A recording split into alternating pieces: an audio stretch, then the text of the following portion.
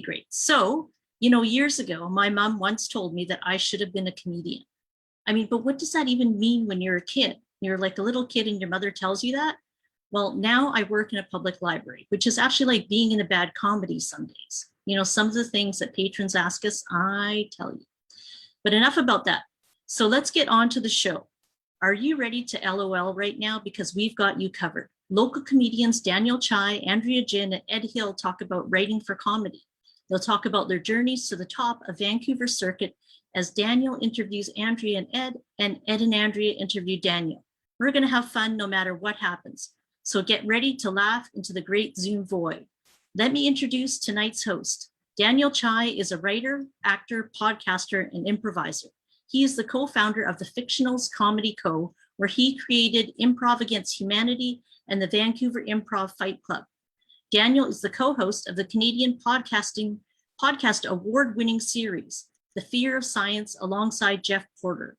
He has also written for publications such as Daily Hive, CBC Comedy, and once shared the stage with Wayne Brady. Please welcome Daniel Chai.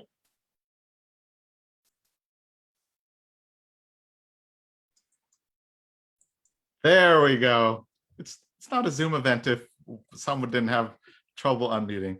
Good evening, everyone. Thank you very much for being here. Thank you very much, Candy, for that wonderful introduction and for welcoming us all into the Vancouver Public Library webinar here on Zoom. Again, everyone, I'm very excited to, in a moment, introduce our other two panelists that you can see their avatars on their screen. But again, would like to encourage everyone, if you have any questions at any time, please do ask them. You can do that by asking them either in the question and answer tab at the bottom of your screen. That way we can see them and we can address them live during the presentation as well. At any time, I would like to encourage everyone as well. Everyone should have a raise hand function. Do people have a raise hand function? Everyone, if you can see a raise hand function on the bottom of your screen, please raise your hand. Great. Excellent. At that point, if we do see that you do have your hand up, we will unmute you. We will get you to ask your question to us live, which is what we'd love to do. So thank you very much for doing that. Now, it is my honor to introduce our two special guest panelists for Fun City, writing comedy in troubled times here for the Vancouver Public Library. He was voted Best Vancouver Comedian by West Ender and the Georgia Straight, named Comic to Watch by Canadian Immigrant Magazine, and has performed at JFL Northwest, Comedy Masala in Singapore, and San Francisco Comedy Festival. His latest comedy album, titled Candy and Smiley, is out now. She was a national finalist for SiriusXM's Top Comic, has appeared on The Debaters and the Winnipeg Comedy Festival for CBC, and is part of the JFL Best of the West comedy album. She has also been featured on Vice, CBC Comedy, and various other accredited publications. Her debut comedy album, Grandma's Girl, is out now. Please, in your own Zoom bubble, even though we may not be able to hear you, please give a warm round of applause for Ed Hill and Andrea Jin. Thank you. Hi. Hi, Daniel. Hello, everybody on the internet. Glad to have you both of you here. Ed, I'm very glad that you got the memo about needing a bookcase behind us. Andrea, where's your bookcase? I don't read, so I guess it's not available in my life. No, just kidding. I read. I started reading last year because someone told me to. Oh, great. And pass the time. As we've all experienced in this past year, what are we going to do? We're going to be on Zoom and read, especially by taking out books from the wonderful folks at the Vancouver Public Library. Yeah. Plug. Now, I'm very glad to have both of you here. We asked, the event is titled, it's writing comedy in troubled times. And of course, this past year is definitely been, to use a word that I actually haven't heard in a while, but was used so many times before, this past year has been definitely unprecedented.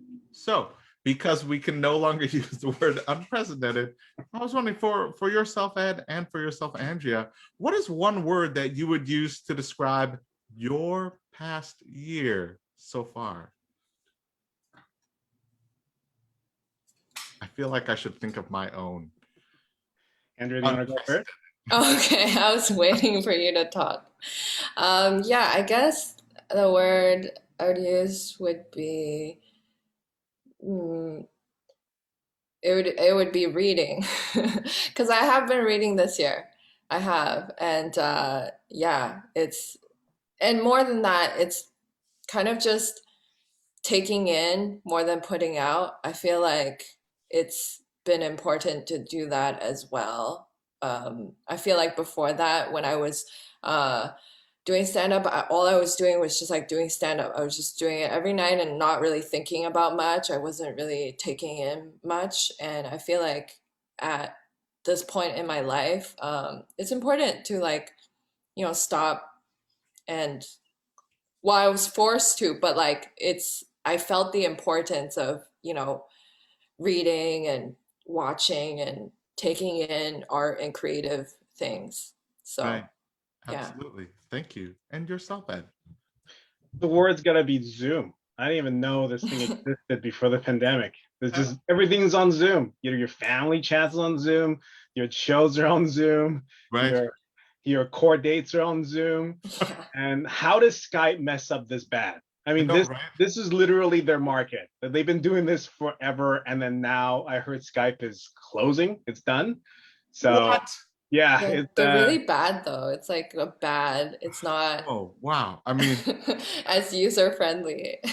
look, as long as no one, wow, Skype shutting down, as long as nothing happens to another like long running institution, like say Greyhound, as long as nothing happens to the Greyhound, I'll be fine.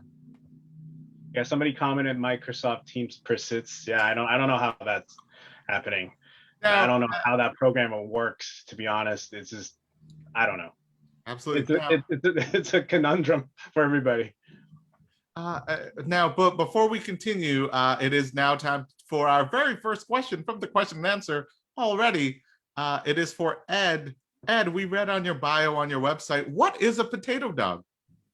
So the answer to the Ma family, I have 2 Chihuahuas, and I got dogs because I wanted dogs. I thought they're going to be dogs, and they turned out to be whatever they are. They just lie around all day. They don't play fetch.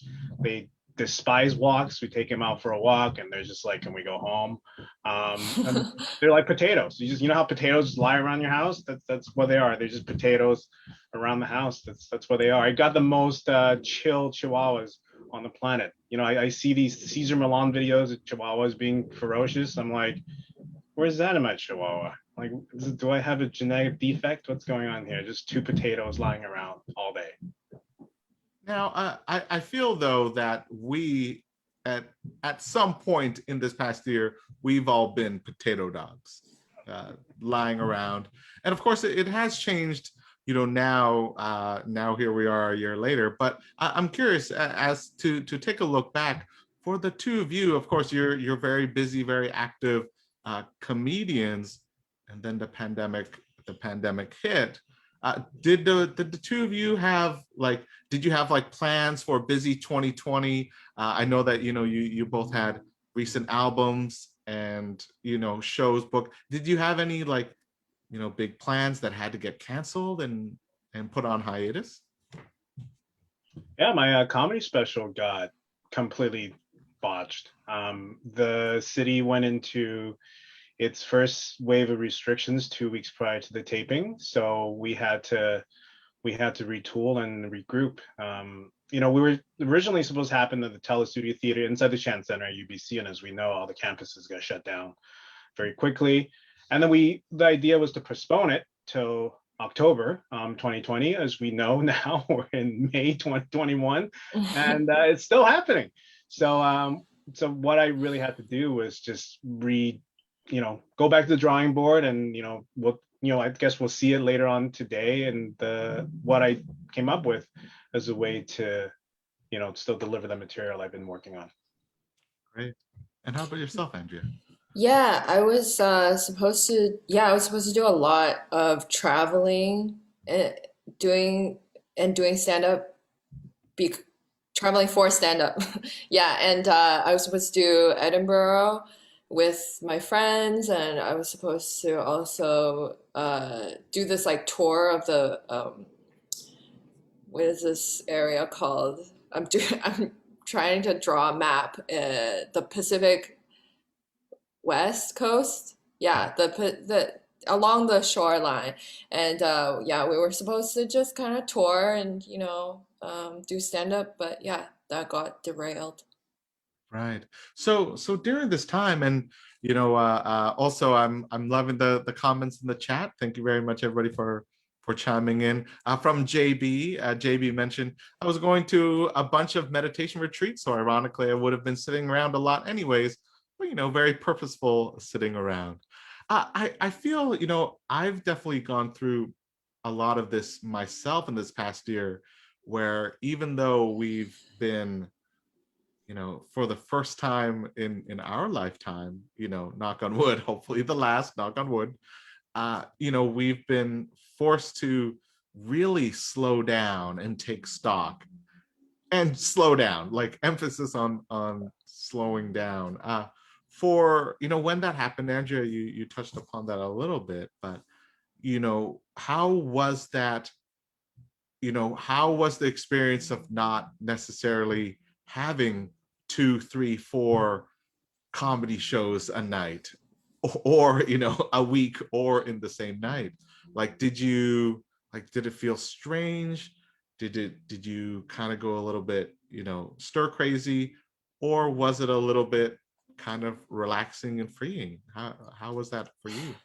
Yeah, I think it was definitely a mix of that, because at first I just thought it wasn't gonna be a long time, and then it and when I was doing stand up, I feel like I was overworking myself. I was saying yes to everything, and so I had like shows every night, and even if I didn't have shows, I would just go to the open mics and I would do all of them. It almost became like an obsession, and it wasn't great, because like that wasn't a very good lifestyle, because my life just kind of circled around the nighttime and the shows that I was going to. And so it was very relaxing for a while, where I didn't need to do that. And yeah, it felt nice. And I got to just kind of be a person and listen to what I have to, like what my body has to tell me, which is like, you need to eat regularly, and you need to sleep not at like 4 a.m. and then wake up at 2 p.m. for the show later. So yeah. Right. And what about yourself, Ed? Was there a bit of an adjustment period for yourself? Yeah, big time, because I used to be in a different city every weekend. Right. And I used to be able to pack my bags in about 15 minutes time. And now thinking about it, I'm like, I don't know how I managed to do that. And I'm so good at cooking now. It's unbelievable how good I am at cooking. And I know utensils that I didn't know existed before. I have utensils that I didn't have before. And before, it was just kind of eating was just kind of like something to get in your body so you can catch the next flight, catch the next bus, hop on the next stage. And now it's actually, I feel like I'm living a little bit. So, and I think somebody had a question about, do we feel smarter or kinder? Perhaps a little kinder to ourselves. Smarter, definitely not. Still the same IQ, and still making the same mistakes, like putting stuff in the oven you shouldn't put in the oven. So I've done that a lot this last year. It's a learning process. Apparently degrees matter as to what pans you put in there. Yeah, I didn't know that. So. Yeah, it like warps or whatever. Yeah. Well, the Canadian Tire's got a lot of good excuses for me as to it came like this. Your box was not packed well. We did have another question, which definitely ties into my next question. So thank you very much, to On Chu. Are you writing more jokes during this time? Again, realizing that we're all trying to be gentle with ourselves. And again, that feeling, that pressure of, I gotta stay productive, even though I'm not gonna lie, I'm wearing a collared shirt. I'm wearing pajama bottoms. I'll admit it. So are you writing more jokes during this time? And, are you finding different ways to stay creative during this time, during these troubled times? Specific jokes, I wouldn't say I'm writing more, probably the same amount. What I do realize though, there is definitely more premise and more perspective. And I realize, when you're on the road all the time, what gets really hurt is the living part. And we know art imitates life. So without life, it's gonna hurt your art. And then this is what I realize now. Now it's all life. So it's really fueling up, all those premises that, I'm hoping to work on, the perspectives I want to look at.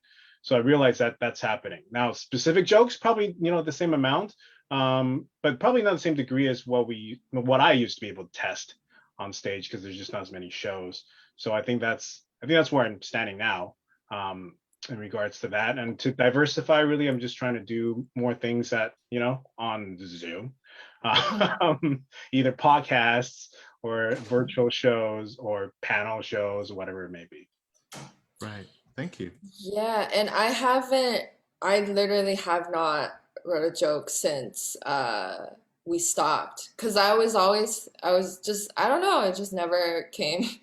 Nothing, like usually when I think of, again, with the life thing, like we had to stop shows, but we had to start our lives too, essentially. I wasn't going out as much, so it wasn't really just coming to me, but also there's no way to test the jokes that I want right anyways, so it just feels like I'm doing it for no reason. So I have tried to test jokes on Zoom, but it's not the same effect. So yeah. And especially on Zoom webinar, because Zoom webinar, I'm very glad that we have over 60 people here spending their evening with us. I'm very grateful for that. But it's right now we can see your questions and we love them, but because we can't hear them unless we unmute them, it's like the time when I took my intro to stand-up comedy class. And then I got up on stage to do my 5 minutes. Those 5 minutes felt like 20, not just for me, I'm sure the audience as well. That's why I love improv. Woo, improv. Yay. Yep, that reaction was the exact Yeah. So we do have other questions here. Love all these questions. The first one that I did see now, it's a big question, and I'll maybe answer this one as well. A question from Matthew. Do you worry about a loss of career momentum? Does it feel like a lost year, or a chance to experiment, or a chance for self-care, self-reflection? Yeah, what are your thoughts on that? For myself, I'll quickly jump in. I feel like I go back and forth between whether or not it's a loss of career momentum, or maybe it's a sign, like you, Andrea, that maybe it is important to slow down, and maybe it is important to figure out exactly what I want to do, not only in comedy but in life. Yeah. Perspective is another big word that I think a lot of us got this year as well. So yeah, what about the two of you? Yeah, I think I was worried initially, especially because I had no plans of slowing down at all. Originally, my plan, I was like working on my visa and I had everything I needed, so I like planned to go to the States last year, basically, which would have been just even more of what I'm doing now. So it would have been even like just busier. And so I didn't, and so like with COVID, it stopped that, and it did make me realize that maybe I shouldn't have done that. I just feel like, you know, I'm where I am and I feel at peace with it. I feel like I needed it for my health and well-being. And you're right, like where I kind of had to listen to what I wanted to do and stuff. I just was kind of on a linear path that I felt restricted to, but I didn't even know. I just was blindly following a light, it feels like. So Right. it felt, yeah, it felt nice to stop and really wake up, I guess. Thank you. And yourself, Ed? Lost some momentum of career. Can't lose something you never had. So this is that.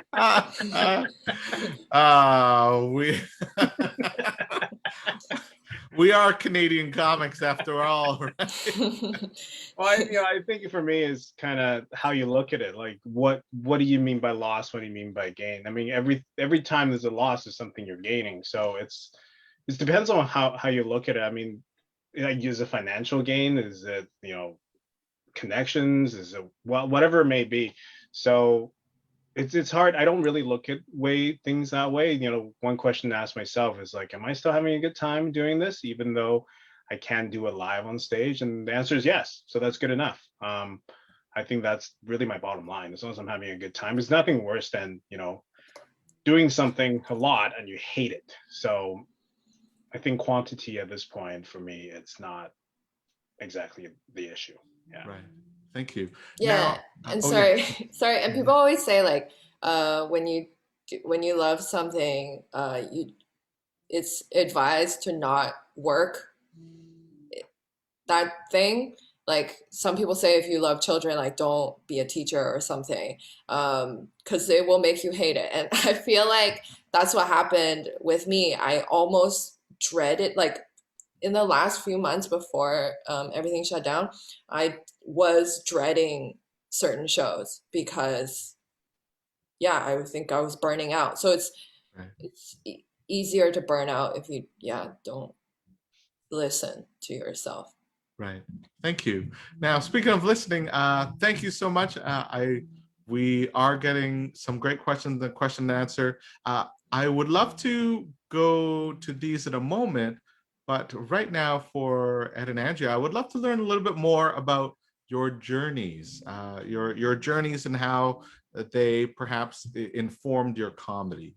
So Ed, you are originally from Taiwan, and Andrea, you are originally from Shanghai. How old were the two of you respectively when you immigrated to Canada? I think the same age. I think we're both 10. Oh, Yeah. nice. Nice. We didn't plan it. We coordinated it. We coordinated. Wow. Is this the first time the two of you have like been like, hey, was it? Well, we never talk about our bios to each other. I saw on the slide, so I'm like, you said 10. I'm like, I'm 10. Okay. There you go. Comedians need to coordinate our bios and our bookcases. We'll work on that with Andrea. Now, so the two of you, how much does your respective comedy style, your material, how much when you were starting and even up to now, was it speaking to your history and your experiences, not only as an immigrant, but also as a person of color and also as an Asian? Danny, you want to answer that question first? Because that's one question I always want to ask you as an improv. Yeah. How much does your improv is informed by your upbringing and your heritage? Right. And did you come here and you were 10 too? Is that, Yeah. that's not, Oh, you better. Is it a 10-10-10 moment? I was born here. I was born and raised in beautiful Surrey, British Columbia. Born at Surrey Memorial Hospital, and my parents were Malaysian-born Chinese. So I'm Canadian-born, Malaysian-born Chinese. I think that for myself, I'm realizing that as an adult, I'm still trying to find ways to connect to my heritage and to my Asian upbringing. You know, my mom raised me. She worked a lot, and so there was definitely, you know, times where growing up, I didn't necessarily feel that connected to my Asian heritage. As an adult, you know, as I'm, you know, connecting with people in the community and with my own like upbringing, it's definitely interesting to be like, wow, there's still so much that I need to learn about who I am and where I'm from. And did I just have an epiphany about that live on Zoom? Maybe. But so for myself, in terms of improv, you know, I think a lot of my improv, there are definitely times when, you know, I would be able to play characters that, you know, perhaps were Asian. But, you know, I think that almost like also like being an actor, there would be times when I'd be on stage where it's like, is this shopkeeper or is this teacher, is he Asian? Well, I'm Asian, so he is Asian.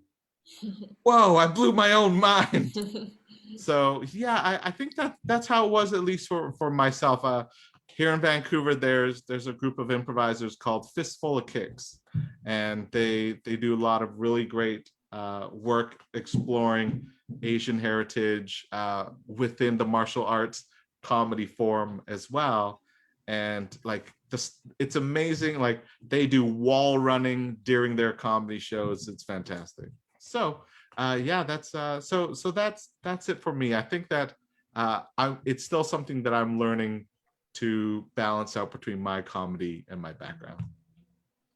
Thanks for asking. It's funny you brought up Fistful of Kicks, because Aiden Parker from Fistful of Kicks and I are currently launching a podcast together. So, Ooh. and he did talk about the whole wall running thing, and I didn't believe him. And now we have evidence that that's actually happening. So I'm gonna go. Wait, apologize like, to is him. it? Wait, what do you mean wall running? Like what's that? You know, like how Jackie Chan can like run up the side of a wall, or like Jet Li. Oh. But that's not Nobody special effects. nobody fact check this. If you go to a Fistful of Kick show and it doesn't happen, you just missed it. Get your money back. That's right. Yeah. But yeah, and for yourselves, how does your heritage, your upbringing, how does that speak to you as stand-ups? Well, I talk a lot about my family. So my dad, especially, Smiley. So my podcast is called Son of Smiley that I'm doing on my own. I have a question here is, what's the podcast about with Aiden? That one's called Model Mythology, where we're trying to uplift all Asian voices by combating the model minority myth. And so we ask people to come to the show, bring an item. If they were to become a myth 1,000 years from now, what would it be, and how does that represent them? And then we kind of get into their lives, upbringing, and then bring the item back and to see how does the item capture what they just talked about as who they are, and just the idea that there's no one way to be, look, or feel Asian. So back to me. That was questions about me. I feel very egotistical doing that. Yeah, it's, you know, I talk a lot about my family because that's really, I can't really separate from who I am from my family. I came to realization that really my parents and my you know, relatives, my cousins, my brother, they really define who I am. So, and naturally then that cultural piece comes in because, you know, they're from Taiwan, and that's really a big part of who we are. So that kind of all ties in together since I take a more personal approach in general. Thank you. Yeah, and yeah, I think I was like experimenting with what to talk about in my stand-up for a really long time. Like for my first whack at it, I guess sounds gross, but my first like go at stand-up, I've definitely, my first instinct was to talk about my family and where I came from. It's just like just ripe for, you know, comedy. And so I would just but then as I was doing stand-up more, I wanted to be my own person. I realize everyone talks about themselves a lot, and I focus on my family a lot. And I felt for some reason like it was wrong. Like I should be talking about myself more, or things that are apart from my family. Um, but it just didn't come as naturally as when I talked about my background and my family, and also set me apart when I talked about my family and my background from the other acts. And so I guess don't feel like you need to be anything. You know, we came from where we came from and grew up how we grew up for a reason. And yeah, it's fine to just be yourself. Thank you. Now, in a moment, speaking of getting a chance to be ourselves and showing our true selves. In a moment, I'm going to be playing some clips of your works for our wonderful attendees here for our panel. But I would like to quickly get to some of the questions that people have been asking. A lot of great questions. Thank you very much. From Clover, Clover asks, Ed and Andrea, did you two ever take an intro to stand-up class? And then in brackets, it's, did you ever take an intro to stand-up class where people were pretty much obligated to laugh at your jokes, and why or why not? Yeah, no, sorry. Sure, yeah, I've never taken a class, but I watched a lot of stand up growing up, so I would just watch. I was obsessed with them, and before I decided to do stand up, I just would study them. Um, well, like I would watch them, I say that, but like I would just watch them because I like them. And yeah, I joined a comedy club in university where it was, yeah, we just would put on shows every few months at the university bar lounge. And that was horrible. No one taught, no, we didn't workshop our jokes or anything. We just like, oh yeah, let's do the show. And then it was horrible because it was a university bar lounge. Like everyone was like, shut up, you know? So it was like one of the tougher rooms I've done. Yeah. But that's kind of my education, I guess. Thank you. I was just gonna comment that Clover and JB is having their own conversation about comedy class in the Q&A. So I was like hoping they come to their own conclusion about it. So I actually took a class when I first started. I took one that's in locally, I think it's Laughter Zone 101. That's what's it called. Jen Bannister is the Bannister, yes. Yeah, I took it. I was a grad student at that time, and I was just hoping to do something with the time, and it was offered next to the university, so I took it. And like a very good student, I read a bunch of books about stand-up before going to class, and I came with my idea was you're supposed to come up with a 5-minute set, go in there, and then get the teacher to critique you. And I walked in with a 5-minute set, and then Jan was like, "Why are you here? That's the final product." I was like, "Oh, oops." But then I got so to do prepared. something. Yeah, I got to do something the other students didn't get to do. Is I get to polish it. So that was actually kind of nice. So awesome. Nice. That's great. Yeah. Perfect. And one last question, and then we will go to the clips. I always, this is a mild dream of mine to be like a late night show host where I get to like throw to a clip. So thank you all for helping me live that out. From Kirsten asks, are there any Zoom or in-person open mics happening in Vancouver right now? No. Short answer, no. Well, that's it for that question. No, but there are definitely some shows, you know, as mentioned, happening on Zoom. Some of the ones that come to mind, I know that Jan Bannister has been doing stuff out of New Westminster. Susie Rossum has been with her Comedy to Go, has been doing a couple of live shows during the week, and also out of the Havana Theater, Ken Lawson and David Milchard, they do improvised comedy music special every Saturday night. So if you are looking for Vancouver live comedy virtually, there's definitely options. So check that out.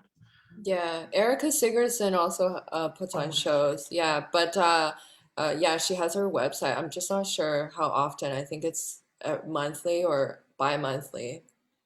Right. But Thank you. those are great too. Yeah. Now, so as mentioned, in a moment, we're going to be playing some short clips of some of your comedy, while also chatting a little bit about your current albums. Andrea and Ned, please correct me if any of the following info is somehow incorrect. And through a flip of the coin, Andrea, you're up first. Oh, cool. So, Andrea, your debut stand-up comedy album is titled Grandma's Girl. It was recorded in January 2020 and released in early 2021. The material reflects on your life as a young Asian woman trying to be her best to be a good person to her family and the people around her, all the while airing out your quote-unquote mean thoughts and complaints on stage, recorded for listeners to enjoy. Now, can you explain for our audience here, what are we about to watch? We're going to be watching a short clip of yours on YouTube. Oh, right, yeah. So the the clip I chose, I have like more recent clips, but I felt and more recent updated jokes, but I felt like this is like a seminar about writing comedy, right? So I wanted to show a set that was effective or whatever for people or industry, or, you know, whatever, an effective set that was liked by industry people. And so it was my top comic set for when I did the competition. And yeah, they liked it. So it's one of my first jokes. It's about, yeah, it's a little story about like waxing. It's a really long, so you don't have to play the whole clip. I just realized it's 6 minutes. Wow. But yeah, just it's Good. kind of, At some point when I feel a nice laugh, I will yeah, stop. But yeah, thank you. yeah, for sure. Okay, everyone. Here, let's travel back in time and pretend that we are all together in a live comedy club. We all get to sit next to strangers. We all get to enjoy laughs together in person. Let's find out what that's like. Vancouver, are you ready for your next performer? There we go! Please welcome to the stage, you're very funny, the hilarious Andrea Jin! Hi, everyone. Hi. So the lady that normally waxes my vagina, she moved. Oh no. I know. She moved to Montreal. Yeah, because there was better pussy there for her. That is what happened. And yeah, I had to find someone else, and I found a new lady, and I had a weird experience with her. So I go to her for the first time, and I book for also, I arrive at her like wax studio / home, which is the first whoopsie, you know? But like, I get it, everyone has to start somewhere. It's like I used to talk in my closet, so now I'm here.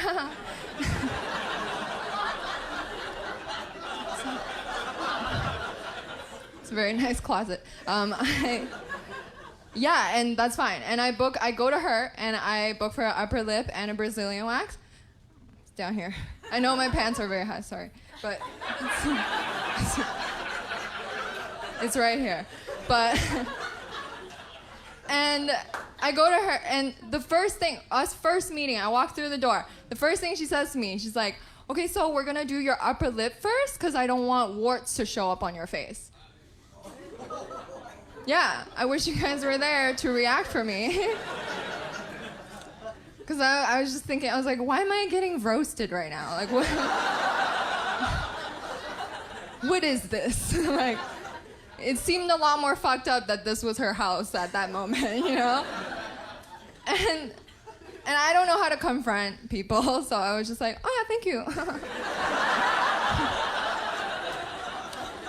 That's very considerate. And we move on, and she's doing the wax. She's waxing my butthole. I'm sorry if you don't have a butthole, but She was waxing mine.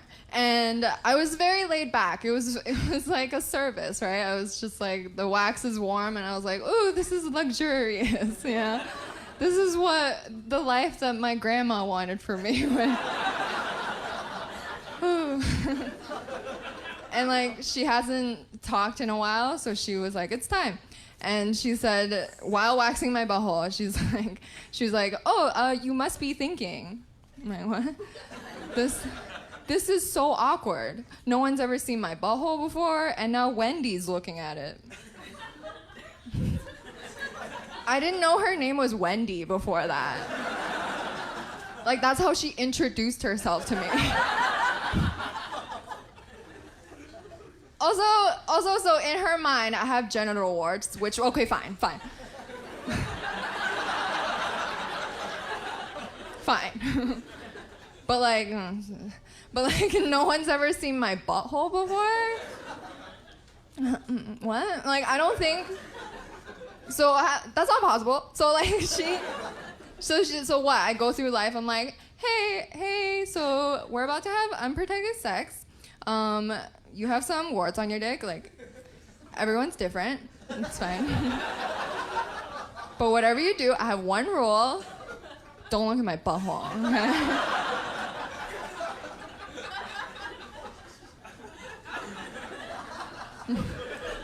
Because I'm saving it for Wendy, all right?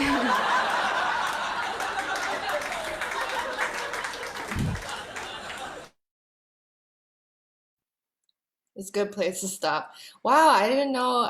Wow, that was such There a we long go. time ago. Wow. But- How does it feel to watch a 2019 version of yourself? It's crazy. I used to swear. I don't swear anymore. When she swore, I saw her. It felt like a different person. When I swore on the video, I was like, whoa, this is a spicy set, I guess. Oh, jeez. Yeah. And was that the same grandma that you referenced in your set that is the grandma in the title of your debut stand-up comedy album? Yeah, for sure. She even made it into a joke that's not about her. So yeah, it just shows how how much she defines me and is in my life. That's wonderful. Thank you. Mhm. Now, Ed, I would like to play your clip, and then I have a question in general about the two of them, but which does tie into some of the questions that we are getting in the chat as well.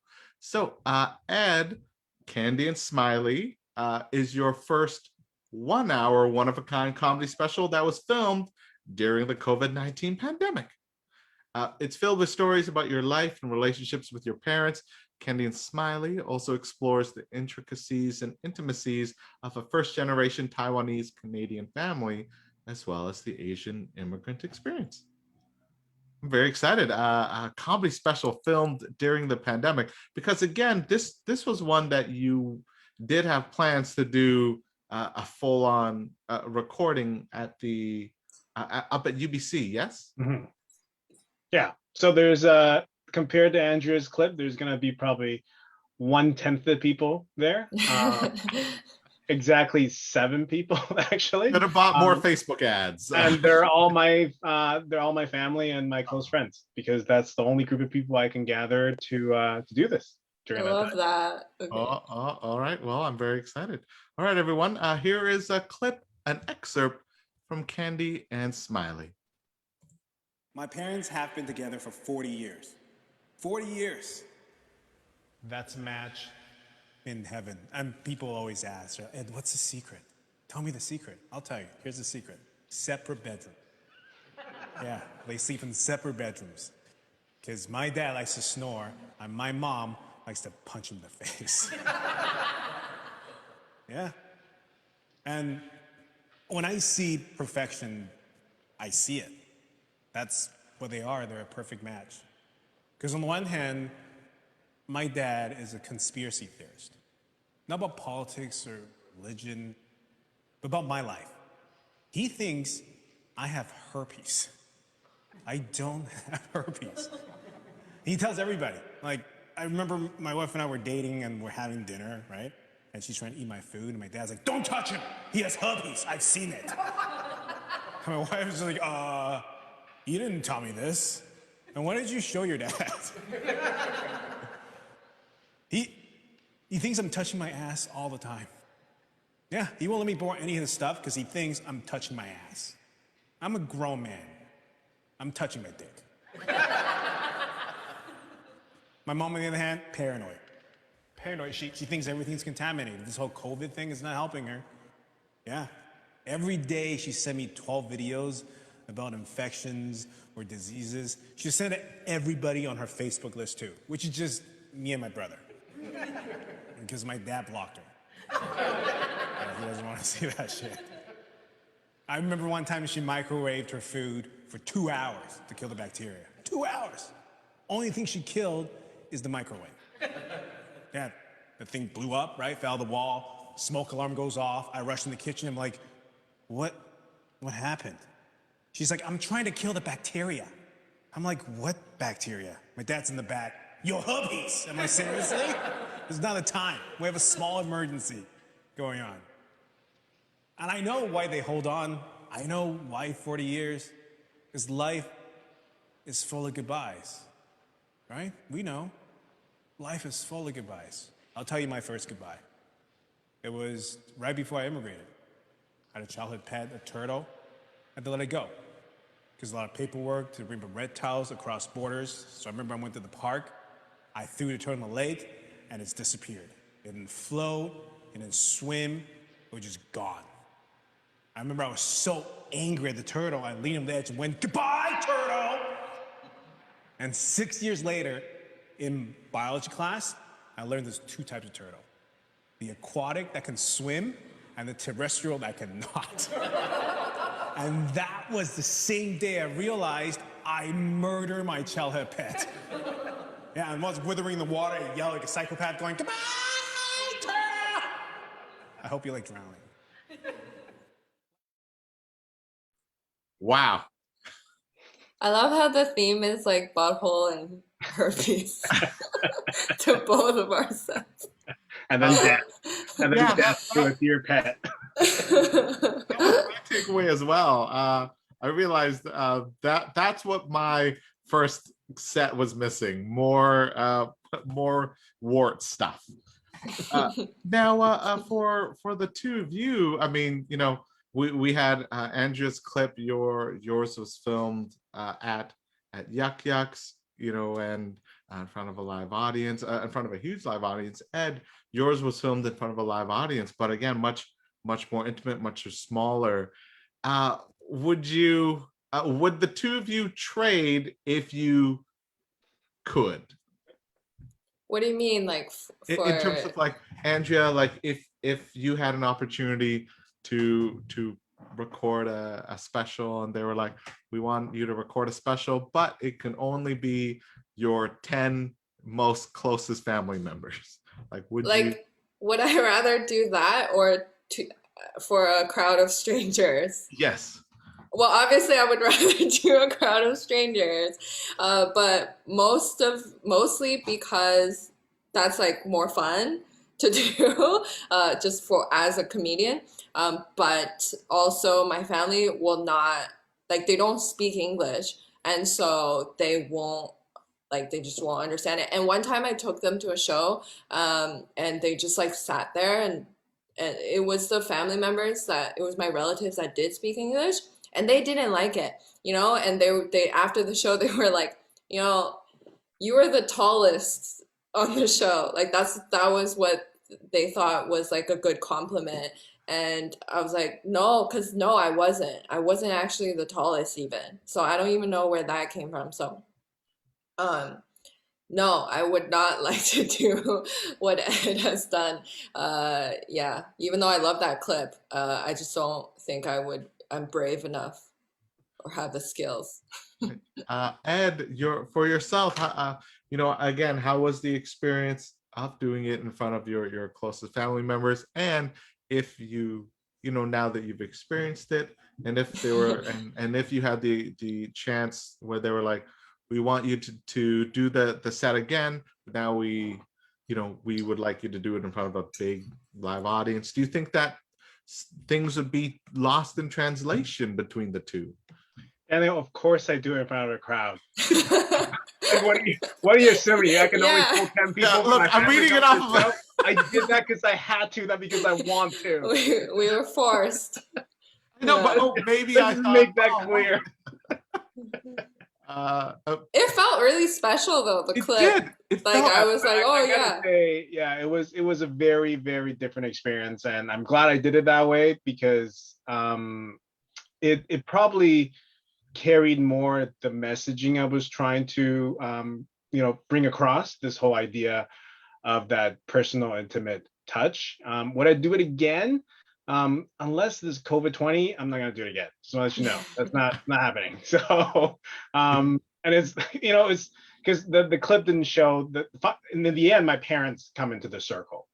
So, and that was probably just the most difficult thing to shoot because my parents, first of all, they sleep in separate bedrooms, but they also can't walk at the same speed for some reason. They just can't walk next to each other. I'm like, you've been together forever. You can't walk next to each other for 3 feet. And then they finally got that down. And then the director yelled, cut. It's like, hold on, Smiley, can you please just look like you're a little bit proud, Ed? I'm like, I don't know how that's gonna work. Like, really? I got to walk the speed you want me to walk. I gotta look proud too? Come on. Like, that's too much. So, but I think everybody had a good time. So I'm glad I did it that way. Oh, also I wanted to say to your dad that everybody has herpes. So he should know this. Everyone I'm sure he didn't bring it up just because of a cold reason. I think he brought it up just to take me down a notch. My mom does that too. Now my wife. Now, it is now time where we are heading into the question and answer portion. So again, we have lots of questions in there. We're going to try and get to as many of them as we can. And feel free also to keep the questions coming in the question and answer portion of the Zoom webinar. I'm going to try and find a through line of these as well. Also, great, Ed, it is Zoom official. Andrea would love to do stand-up to Ed's family members. That's wonderful. Now, I think this is a question for Ed. Ed, you've been doing some Zoom shows? Oh, yes, I have. Is there anything from JB? Is there anything about the online format that you felt you've been able to take advantage of? God, I don't have to wear like shoes or like decent pants. It's great. That's the best part. And then there's no traveling. I have to figure out parking, all that stuff. Other than that, it's hella awkward. You definitely don't get the reciprocity you get in real life. So I mean, it's got its good and its bad. And would I do this forever on Zoom? No, definitely not. I would love to go back to live. That'd be great. Yeah, I feel like it was like all the anxiety and thinking about a show for the whole day, but none of the payoff at the end where you feel really good because you made like a crowd laugh, but you're just looking at a video like it's the reflection of yourself doing it. So right. Yeah. Now this is a two-parter from Lauren. Thank you very much, Lauren. What does your writing process look like, and who are your comedy inspirations? You go. Daniel, you want to go? I'm very happy to share my writing process. As an improviser, I get to make it all up on the spot. Though when I did briefly dabble in stand-up, my writing process was, I felt like I had to really, I had to like sit down and like concentrate on writing and like coming up with a potential jumping off points for different material. I felt like I had to really not get distracted and then be able to just focus on that one thing. So yeah, that's what it was for myself.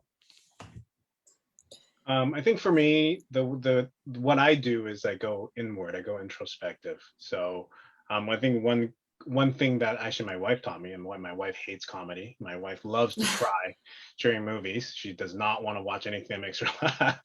Um, so I obviously I test material with her, and then she usually always will ask me is, so what do what does that mean to you?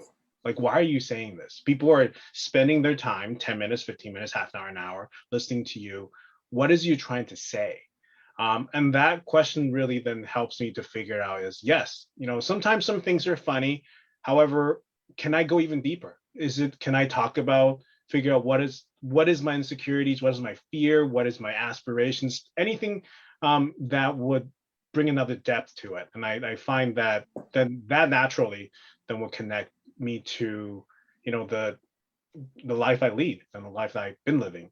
And it's a very annoying question, I gotta be honest. When my wife like, what does that mean to you? I'm like, okay, it's just funny, you don't get it. And then and then once it clicks, you're like, oh, that's what she means. And sometimes Yeah. you gotta be humble and accept the wisdom of others. For sure. I feel like I need that sometimes. I feel like for a while, I was just like solely relying on the feedback of a crowd, to a point where I was writing like really stupid jokes, but not to say like audiences are stupid, but like they're very smart. They're very smart, but it they can be stupid if you like only listen to them, and not think like, oh, why am I telling this joke? uh so I found that a lot of my material um kind of veered towards things that I just didn't mean a lot to me, which at the end of the day I feel like it's more meaningful when you uh, talk about what you want to talk about, even if like the crowd doesn't like it. You can make it work. Like you think certain things like, oh, I can't make that funny. It's like, no, you can make it work. There's just more work that comes into it. So for me, writing, I think I usually just, if something funny happens throughout the day, if I say something funny, and someone laughs, I'll write it down in my notes. And then when there were used to be like live shows, I would test it at the show and try to form a joke around it. But now, yeah, like I haven't been writing jokes, but I've been writing just more long form stuff, like screenwriting and things like that. So for that, I kind of just make sure I'm not hungry or have to go to the bathroom, or like all of my needs are met, and then I have no reason to get up. I just force myself to sit down, and that's just the thing. Thank you. Now, I'm going to try and get through as many of these questions as possible, because again, these are really great. A very apt question for the times that we are living in, and for times during troubled times. From Teresa, when is it the right time to make jokes about a tragedy? I love that question. That's probably my favorite question in this whole session. And I think the right time is whenever is right for you, because it depends on what, again, it goes back to what I just said is, what are you trying to say? What is it that you are trying to convey to your audience or the people you're talking to as to about this tragedy? And I think a lot of times the traps we fall into is we want to be the freshest, the newest person commenting or something, or we want to be the quickest, and that may not be the most meaningful. So and then that automatically then will get you in the place where people are going to be like, hey, that was offensive, that was really uncalled for, and it's because there was no thought and no deliberation behind it. And I think the right time to make a joke to comedy is whenever you figure it out, is what are you trying to say about this moment. And there's humor in everything. I mean, I murdered my first pet that I ever had with my own hands at 10 years old. So there's humor in everything, but sometimes it just takes time to figure out what is the actual humor in it. And with every like we said, comedy is tragedy plus time. So sometimes it just takes time. Yeah, I agree with that, where it like it will feel right to you. A lot of times, yeah, like I used to try to do, because a lot of comedians will tell you to like push boundaries, right? Like push your own boundaries and give everything to your work. But and I tried that, and I I I used to try jokes that I wasn't really comfortable with, like sharing with audiences, but I just made myself do that, thinking like, oh, that's part of it. But it wasn't funny, like, I mean, it could have been funny, but an audience can tell like when you are truly not comfortable with it. So I feel like it's just yeah, kind of knowing yourself and knowing what you're really okay with, and people can smell that too, like if you're truly like at peace with something and feel right about it enough to joke about it. Right. Thank you. Thank you both for sharing. Now, I think that is a beautiful, heartfelt space to wrap up the questions. But there is one fun thing that I would like to do to thank you everybody for sending us your questions during. Sorry that we didn't get a chance to get to all of them, but at the end of this event, Candy is going to be putting our social media contacts in there. So if you would like to send us a tweet or shoot us off a message, I'm sure we would be able to happily answer some of these additional questions.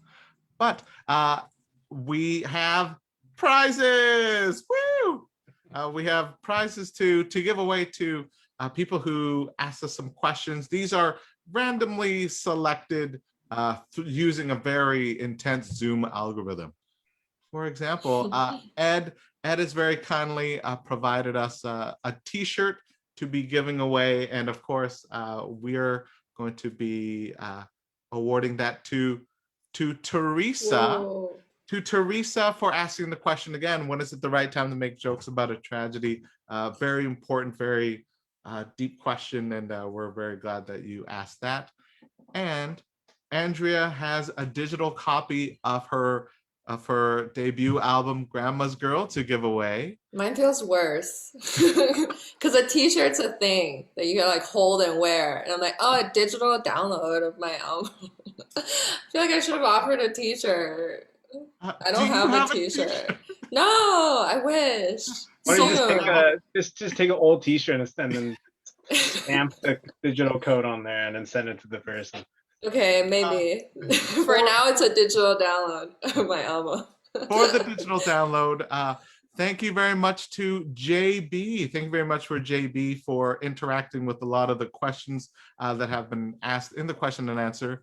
And JB actually shared in the question and answer that they just did their first Zoom show on Monday. Cool. Which is so cool. And JB's tip, I just did my first Zoom show, just 5 minutes. I'm a baby comic on Monday. I think it's just one of those things where you have to just do it, but it helps if your PC can handle doing a background, or if you have a green screen so it looks more pro. I mean, was it his first show ever, or like first show? I don't know. Yeah. Everyone, I'm going to try this out. We're going to, this is highly unprecedented, but let's see, JB. JB, we're going to unmute you. And JB, very quickly, can you share for us in like a few words, how was the experience of you doing your Zoom show? And was that your first stand-up show? No, it was my first online. I've been involved for some years with stand-up for mental health. Here's a plug. So I've done actually Yuck Yucks, but those audiences were all sort of pre-selected. It's the audience normally wants you to succeed, but especially them. So yeah, it was the first time I nagged a showrunner and was like, hey, I want to get some mic time, and she said yes, and I was like, oh boy. But yeah, the experience was. Susie runs a really good show, so they actually force everyone to adjust their microphones, and just make it as good as it can be. It's still nothing like a live audience, really, but